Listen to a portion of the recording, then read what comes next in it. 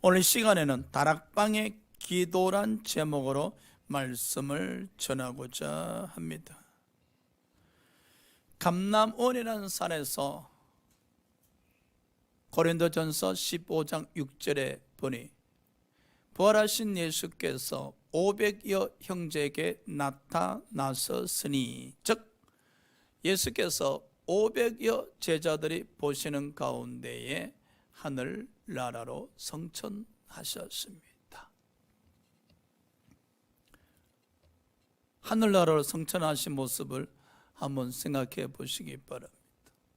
예수께서 우리 죄를 짊어지시고 십자가에 죽으심으로 우리 죄값을 지불하셨습니다. 그런 말미암아 우리가 예수 피로 제사함 받았을 뿐만 아니라 예수 피로 말미암아 어렵다 여김을 받을 수 있게 되어졌었습니다. 그 예수로 말미암아 연합해서 세례 받음으로 말미암아 우리가 죄와 더불어 장사가 되었으며 이제 예수와 연합해서 부활의 축복을 가지게 되어졌었습니다. 주님이 언젠간 이 땅에 오실 것입니다.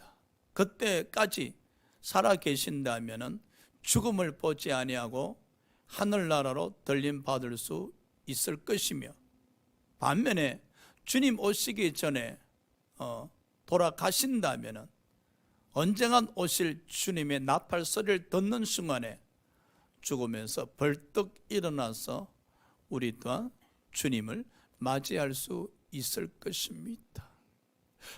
그 은혜를 생각하면은 얼마나 감사한지. 우리는 하늘나라의 시민권자로서 영생을 얻은 자들이며 하늘나라를 소유한 자들이니 성령으로 말미암아 아바 아버지라 부를 수 있는 자들이오니 얼마나 감사합니까? 오늘 감람원이라는 산에서 예수님 제자 500여 명이 하늘나라로 성천하시는 주님을 바라보고 있었습니다. 그들은 놀라하면서 또 언제 다시 뵐 수 있을까?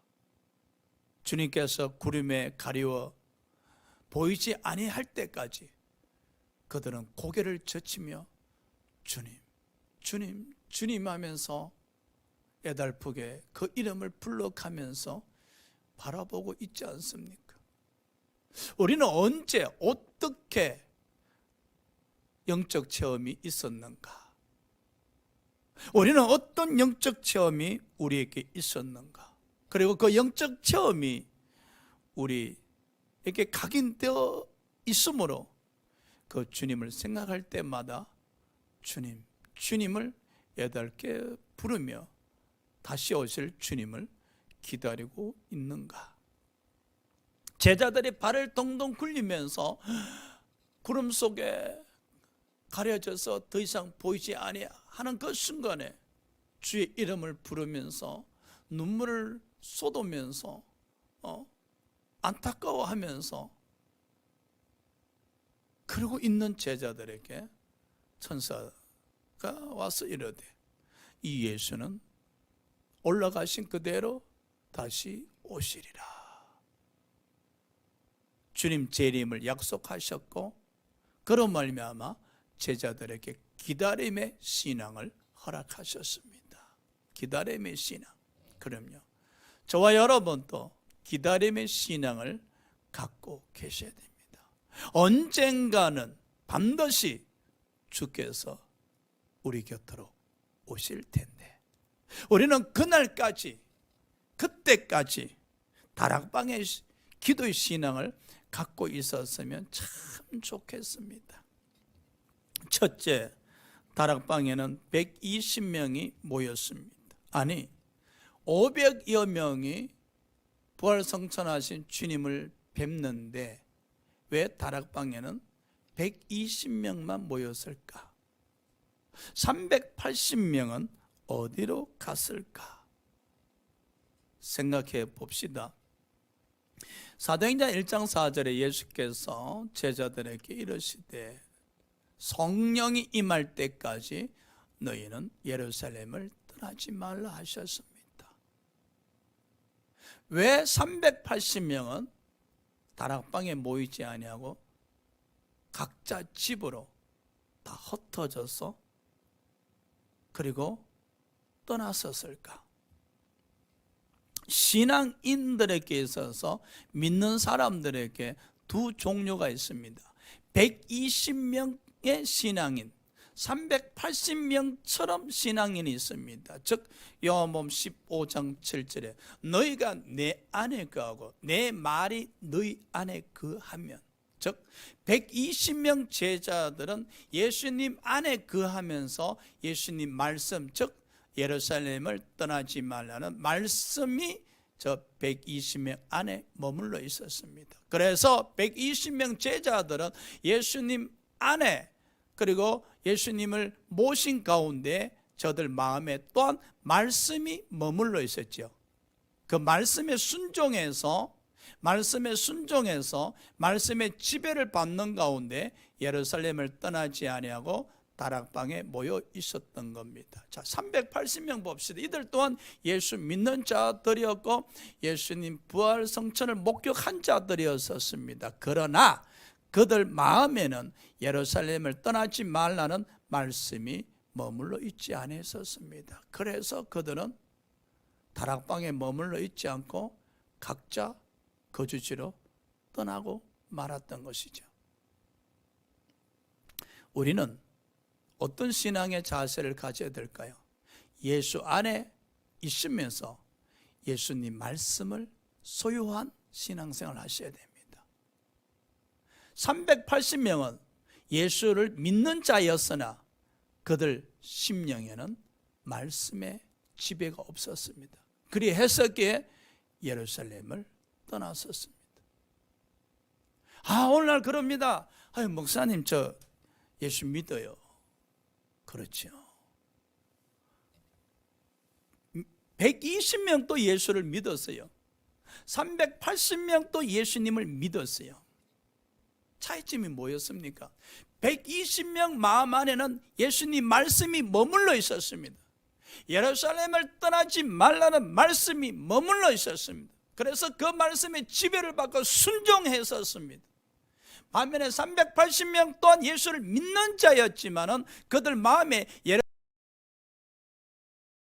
없었습니다. 그래 헤세기에 믿는 자였으나 불순종해서 예루살렘을 떠났습니다.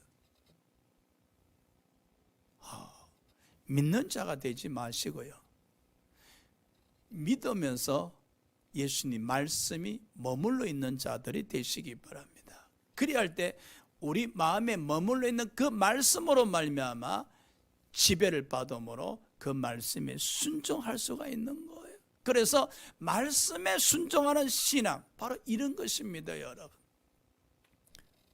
주님께서 제자들에게는 예루살렘을 떠나지 말라고 말씀 주셨습니다. 그렇다면 우리에게는 어떤 말씀을 주셨습니까? 마태복음 6장 33절에 너희는 먼저 그의 나라와 그의 의를 구하라 하셨습니다. 여러분은 예수 믿는 사람입니다. 자, 마음에 마태복음 6장 33절을 이제 모셔야 됩니다. 사도행전 1장 8절에 땅끝까지 이르러 내 정인이 되라 하셨습니다. 자, 사도행전 1장 8절을 마음에 모셔야 됩니다. 그리고 그 말씀에 지배를 받고 그 말씀에 순종하실 때 여러분은 말씀에 의한 신앙이요, 말씀 충만한 신앙생활이요, 말씀에 지배받는 신앙인이라고 할 수가 있습니다. 그러나 우리의 현실이, 우리의 처지가 380명과 똑같습니다. 예수를 믿으나 우리 안에 그의 나라 그의 의를 구하라는 말씀이 없습니다. 그러기에 그의 나라 그의 의를 구하지 않습니다. 사도행전 1장 8절에 땅끝까지 이르러 내 정인이 되라 하신 그 말씀이 우리 안에 없다 보니 땅끝까지 이르러 정인의 삶을 살지 못합니다. 예수를 믿는 자이나 말씀이 없는 자들, 그러니 말씀에 불순종할 수밖에 없는 것입니다. 요한복음 15장 8절에 너희가 내 안에 있고 내 말이 너희 안에 거할 때 무엇이든지 구하라. 그러면 응답하리라. 자, 120명은 예수 안에 있으며 예수님 말씀에 지배받는 제자들이었기에 무엇이든지 부르짖어 기도하면 응답받을 수 있는 사람들입니다. 반면에 380명은 비록 예수 안에 있으나 그들 안에 말씀이 없었기에 그들은 부르짖어도 응답받을 수가 없는 것이었습니다. 사랑하는 여러분, 380명의 신앙의 자세를 버리시고 이제는 120명의 신앙의 자세를 가져야 될 줄 믿습니다. 자, 120명 한번 보십시오, 여러분. 저는 아직 성지순례를 가지 못해서 다락방이 어떻게 생겼으며 얼마나 큰지는 알 수가 없으나 다녀오신 분들의 이야기를 들어보니 다락방이 그렇게 크지 않답니다. 근데 그럼에도 120명이 모일 수 있었다. 비잡고 협상하면은 불편하잖아요. 짜증나잖아요. 냄새도 나잖아요. 그럼에도 불구하고 그들에게는 문제가 되지 않았다는 거예요. 여러분, 하나님 말씀에 순종하는데 환경의 지배를 받으면 순종할 수가 없습니다. 환경의 지배를 받으면 순종할 수가 없습니다. 말씀에 의해서 환경을 다스릴 때 우리는 극복할 수가 있는 겁니다. 말씀에 의해서 환경을 다스릴 때 그 환경을 극복함으로 말미암아 우리가 말씀에 순종하며 말씀을 통해서 환경을 지배함으로 말미암아 어떤 환경 여호와를 막론하고 평안을 누릴 수가 있는 겁니다. 자, 120명의 제자들은 그 당시에 예수를 믿음으로 말미암아 당해야 될 핍박이 이루 말할 수가 없었습니다. 그럼에도 불구하고 그들은 공개적으로 한 장소에 다락방에 120명이 모일 수 있었다는 것은 그 두려움도 극복하고 있었음을 알 수가 있죠. 두려움을 말입니다. 핍박도 다 극복하고 있었습니다. 왜? 예루살렘을 떠나지 말라는 그 말씀에 그들은 지배를 받고 있었기에 두려움, 핍박의 환경을 극복할 수가 있었다는 겁니다, 여러분. 어떻게 보면 다락방이 안전한 처소는 아니지 않습니까? 쉽게 발각될 수 있는 장소이지 않습니까? 공개된 장소이지 않습니까? 그럼에도 불구하고 그들이 다락방에 모일 수 있었다는 것은 예루살렘을 떠나지 말라는 그 말씀, 예루살렘에 머물러 있음으로 말미암아 어떤 핍박이 있을지는 몰랐었지만 그럼에도 예루살렘을 떠나면 안 된다는 그 말씀에 순종해야 했기에 그들은 말씀의 지배를 받음으로 말미암아 세상의 그 핍박 그리고 두려움을 극복할 수가 있었다는 것이죠. 출애굽한 이스라엘 백성들이 광야에서 왜 하나님의 심판을 받았었습니까? 그들은 비록 구름기둥 불기둥으로 인도함을 받았지만 그들에게는 말씀이 없었어요. 그러다 보니까 그들은 광야에서 양식이 떨어졌었을 때, 목이 말랐을 때 여지없이 원망하고 불평했었기 때문입니다. 그러나 여러분, 갈렙과 여호수아는 보십시오. 양식이 떨어졌을 때 그리고 목이 말랐을 때도 하나님을 원망하지 않았었던 것은 하나님께서 그들에게 가나안 땅을 주리라, 젖과 꿀이 흐르는 가나안 땅을 주리는 그 말씀을 그들이 모시고 있었기에, 그 말씀의 지배를 받고 있었기에 그들은 광야를 걸어가면서 환경을 극복할 수가 있었던 겁니다.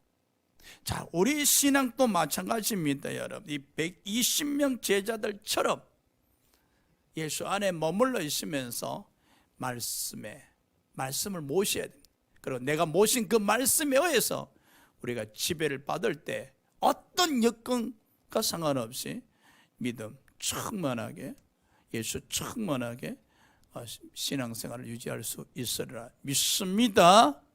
자, 두 번째, 이 다락방의 기도. 마음을 같이 하는 제자들이 모였습니다. 자, 다락방에 120명은 마음을 같이 했다는 사실입니다. 나이도 다르고 성별도 다르고 가방끈 길이도 다르고 살아온 모든 환경 여건이 다름에도 불구하고 마음이 같이 하였더라. 아름답지요? 여러분, 교회가 모든 성도들끼리 마음이 같으면 얼마나 아름답겠어요. 그럼 다툼도 없고 원망도 없고 불평도 없을 겁니다. 어떻게 120명이 마음이 같을 수 있었을까? 자, 다락방으로 들어가 봅시다. 다락방에 들어가 보니 120명이 모여 있었지만은 그 120명들 생각마다 오직 예수 생각뿐이었습니다.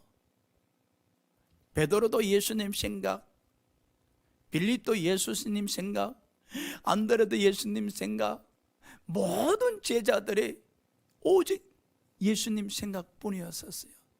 지난날에 예수님과 함께 했었던 그 시간들, 예수님께서 오병이어 기적을 베푸셨던 그 사건들을 생각하고 있었고, 또 어떤 이들은 바다 위로 걸어오신 예수님을 생각하고 있었고, 또 어떤 이들은 바다의 풍랑을 잠재우신 예수님을 생각하고 있었고, 또 어떤 이들은 군대 귀신을 쫓아내신 예수님을 생각하고 있었어요.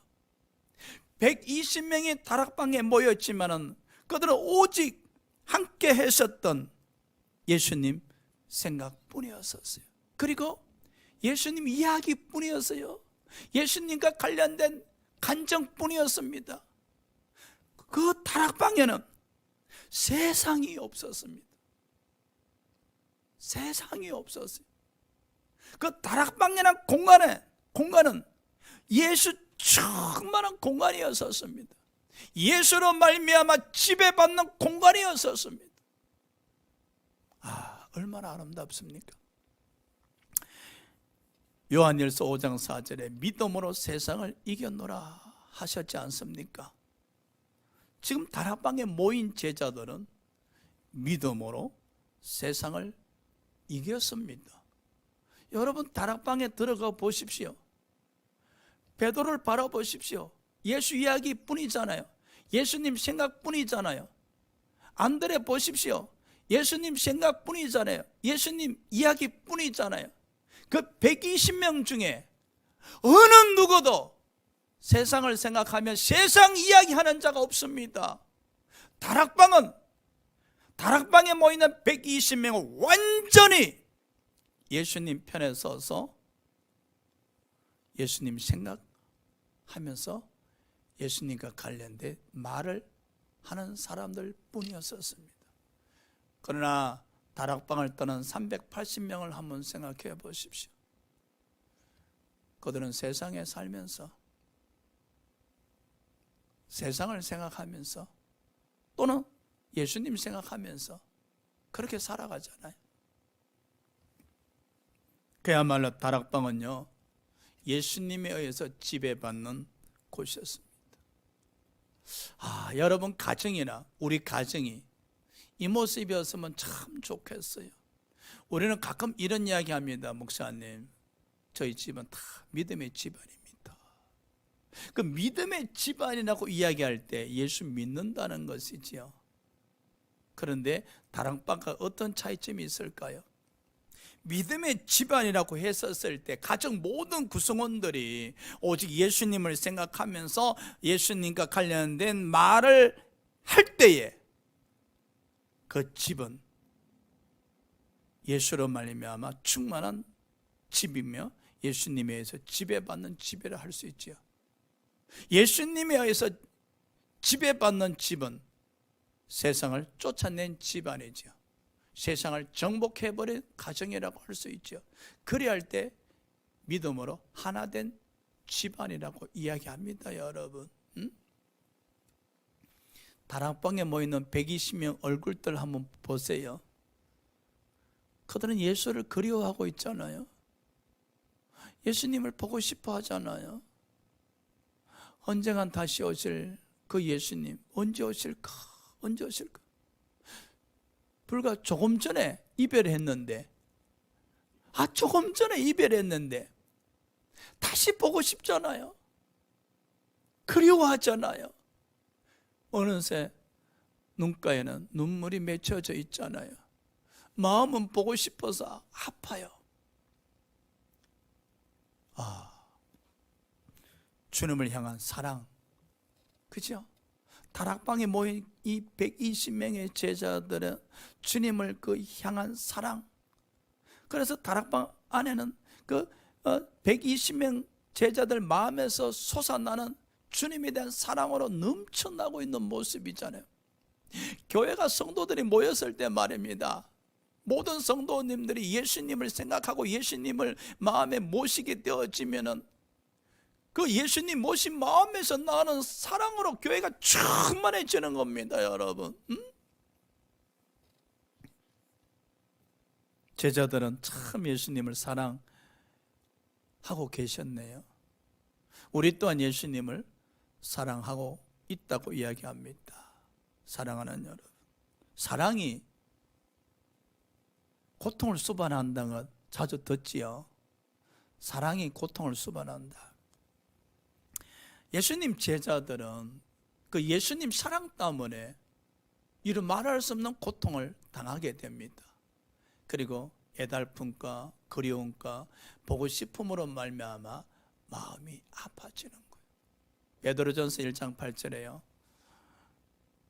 너희가 예수를 보지 아니하였으나 사랑하는도다. 우리 또한 예수를 보지 아니하였으나 사랑하고 계시지 않습니까? 그 예수로 말미암아 사랑 때문에, 여러분, 행주를 짰듯이, 행주를 이렇게 짜면 물이 짜지잖아요. 우리 오장을 한번 이렇게 짜본 일이 있습니까?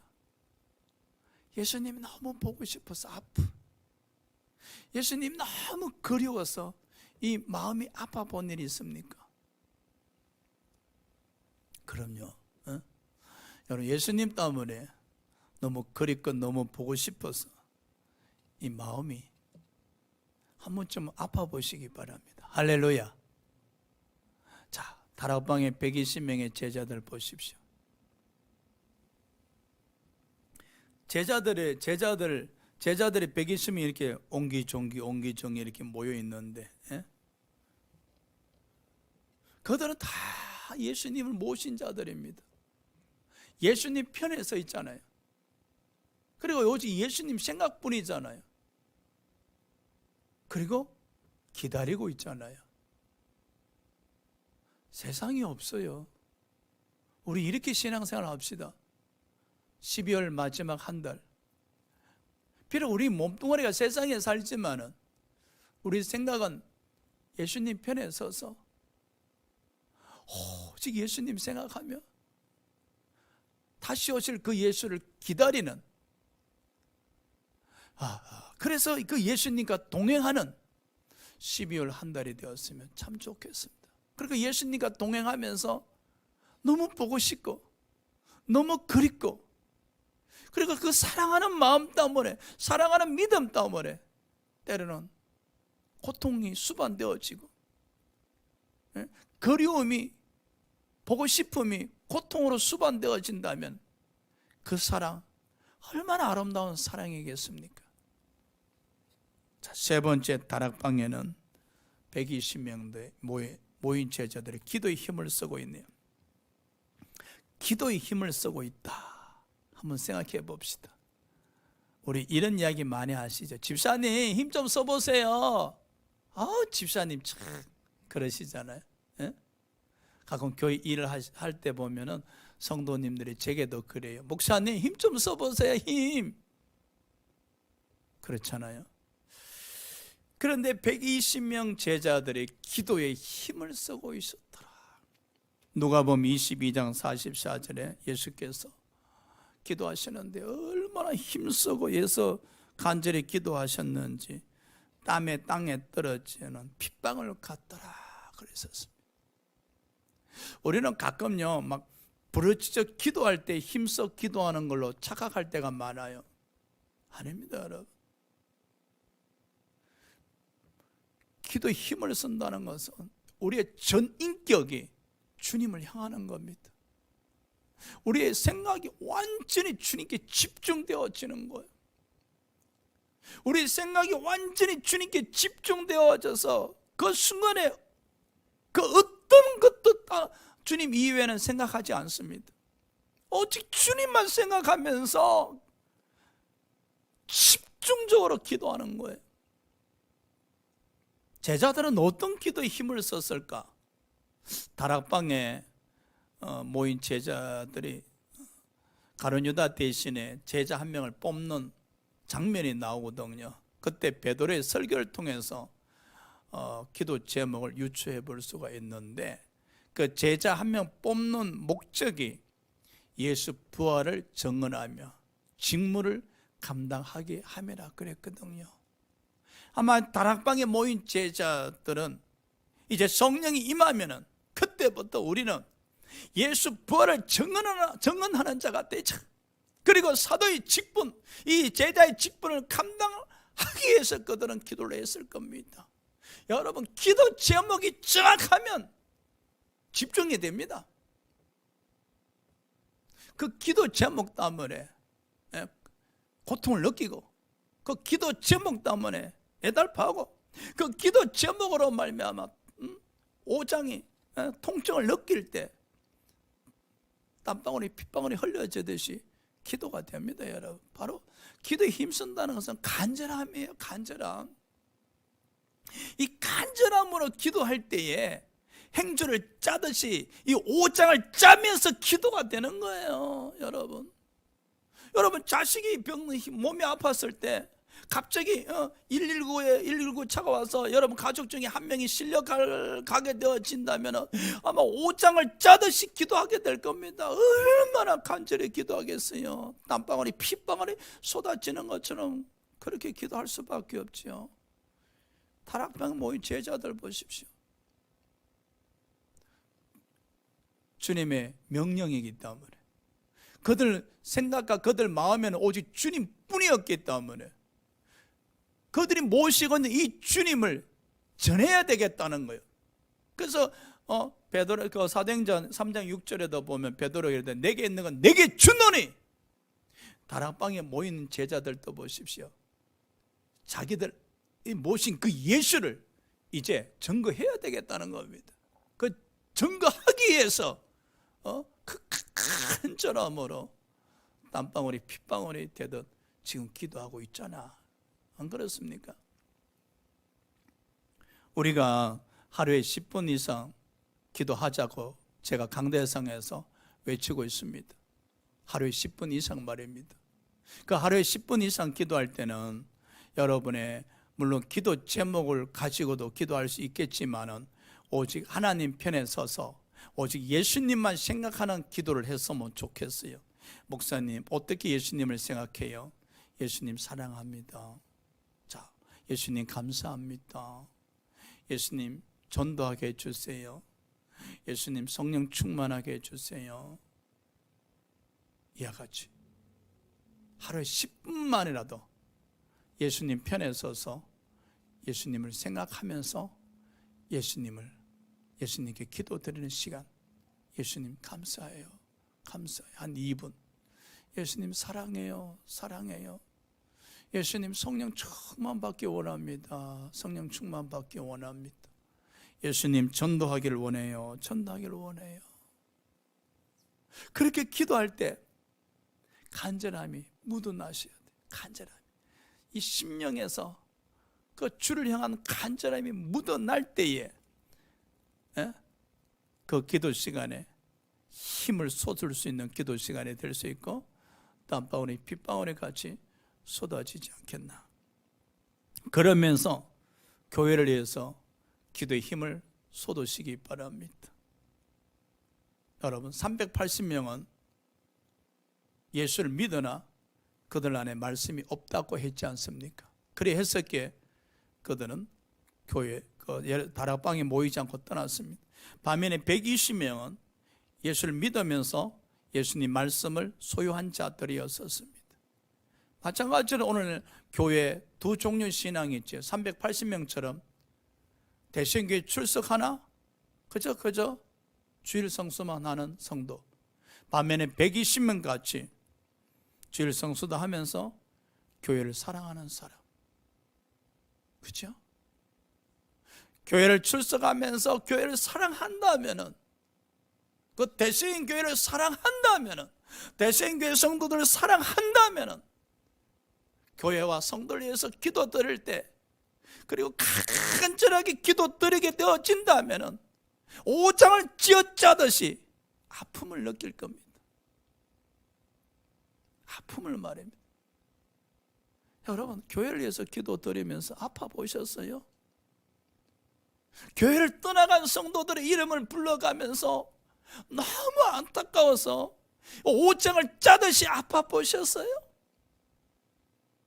여러분, 가족들 중에 한 명이 어려운 일 만났을 때 그때 기도에 힘을 쓰면서 간절하게 기도하면서 아파하듯이 교회를 떠나간 성도들의 이름을 불러가면서 빈자를 바라보면서 교회를 생각하며 교회를 너무 사랑하기에 오장을 짜듯이 간절하게 기도에 힘을 쏟으면서 이 매임이 말입니다. 아파 보셨냐 이거예요. 사랑하는 여러분, 우리는 기도에 힘쓰는 성도가 되셔야 됩니다. 이제 우리들은 십자가의 군병이 되셔야 됩니다.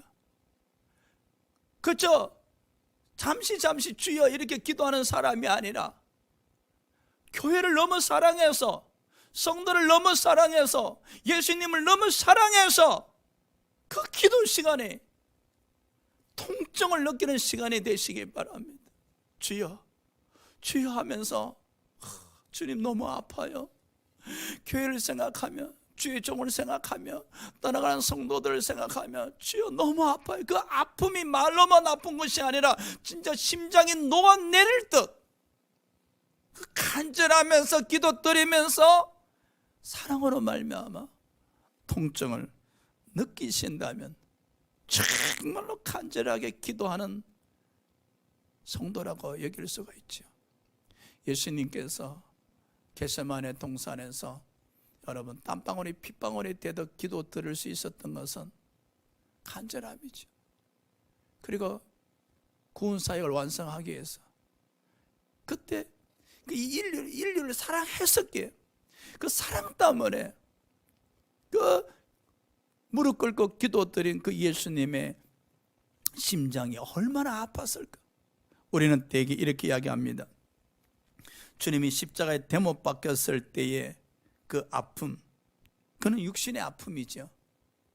그러니까 주님이 겟세마네 동산에서 땀방울이 핏방울이 되도 기도하셨을 때 그때 그 심정이 영적으로 얼마나 아팠었겠습니까, 여러분? 그럼요. 사랑하는 여러분, 120명 제자들의 모습을 한번 보십시오. 그들은 기도하면서 딴 기도하지 않습니다. 각자의 기도 제목을 위해서 기도하지 않습니다. 기도 제목은 오직 하나였습니다. 예수 부활을 증언하자. 우리의 직무를 감당하자.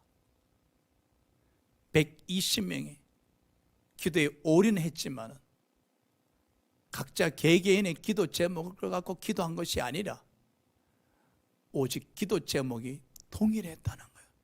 그들은 이미 예수로 말미암아 완전 하나가 되어 있었음을 알 수가 있지요. 네 번째, 그들은 120명의 제자들은 열흘간 기도를 드렸었습니다. 작정한 열흘간 기도가 아니지요.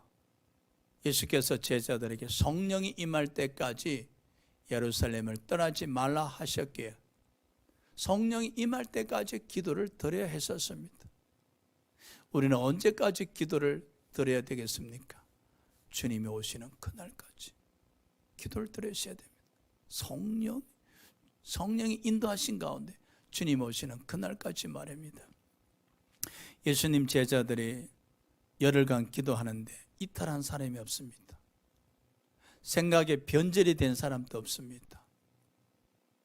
첫날부터 계속 갔습니다. 오직 예수, 오직 예수, 오직 예수뿐입니다. 여러분, 시간이 지나면은 생각이 이탈할 수 있잖아요. 변질될 수 있잖아요.